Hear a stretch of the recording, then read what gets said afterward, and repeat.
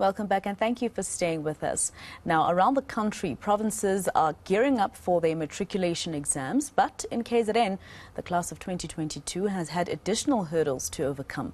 The province is still battling to recover from last year's devastating floods, or this year's devastating floods, along with last year's July unrest. Let's go to eNCA's Nqobile Madlala, who's visiting various schools across the province to find out how they are with their readiness. Nqobile, I remember during those April floods this year, there were some schools that were very badly damaged. What are students, or pupils rather, and their teachers telling you about their state of readiness?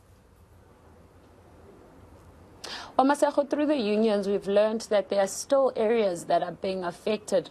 And when we spoke to Satu earlier on, they were telling us that they're worried about certain parts of KwaZulu-Natal, which includes Kwandengezi and some other areas in the outer west, which they feel that still needs some keen attention. But also what they're worried about, Maseko, is that load shedding has exacerbated the situation on the ground, and they would like to see pupils being exempt from that. But now I'm going to bring in the NATU's president to speak to us about these issues, mainly because, of course, this affects the young people that needs to write these exams. But Malinga, if you can just give us an idea, what are the major worries that you're worried about going to the exams at this point? No, thank you so much, Nqobile. The major worries are, one is the issue of load shedding.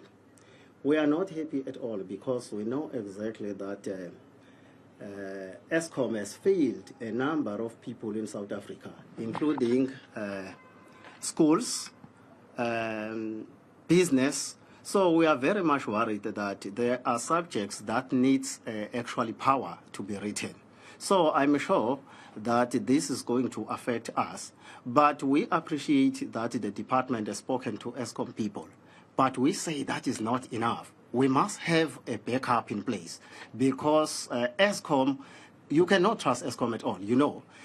So we appeal that the department should provide generators as backups. We are also worried if we look at the deep rural areas, deep rural district of our province, KZN. You know, we still have a challenge of people who still walk long distances. Those people cannot be effective when they are writing exams. Why? Because the department has failed to provide learner transport. We have been speaking to this for years, but it has been never attended to. So those are the two major reasons that we are worried about these exams.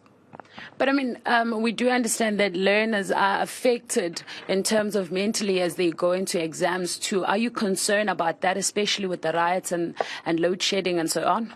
No. We are also worried because, you know, our teachers have done their best to prepare these learners. So we want to rope in parents as well. Like to say, parents should give support to these learners as they are going to write. Because we know that learners do a lot of work at home. So we appeal to parents to say, let's minimize the work that they are doing. By so doing, we'll be supporting them. Let's also accompany them to studies. You know, they have afternoon classes. They must also support them by taking them there because this is their future. We must make sure that we contribute meaningfully to make sure that they pass this exam because it's where their future starts.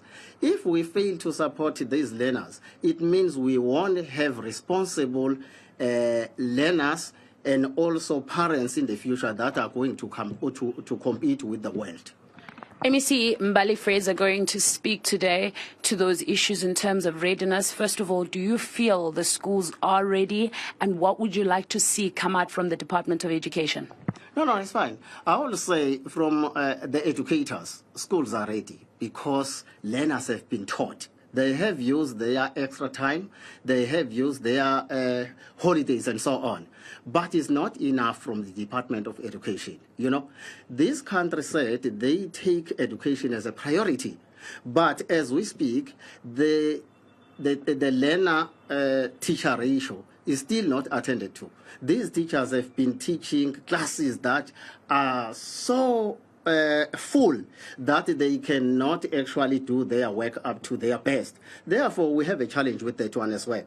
Let's go on and look at the Department of Education failing to get teachers like substitute educators. During the year, they've been relying on assistant educators, you know. We cannot have assistant educators in our class. The department should have got teachers who are qualified. Remember, in this country, we have a number of qualified educators that are not employed. We should have used them as assistant educators because they know exactly what should be done in classes. So, but we believe, because we did not have any disruptions, that we might get positive results this year. All right. Thank you very much. That is Busiso Malinga of NATU. He is the president nationally of NATU. But Masego, what he's saying is that there are quite a number of issues. This is, of course, includes the fact that there's a teacher ratio issue that they need to talk about. But he's saying that he feels that the schools are ready, but they just need a lot more work in terms of assisting the learners to get to where they need to be in terms of infrastructure, of course, going forward. All right, Nqobile Madlala with that report. Good luck to those matriculants. As you heard there from the NATU president, he says that the teachers are ready and the children have been taught.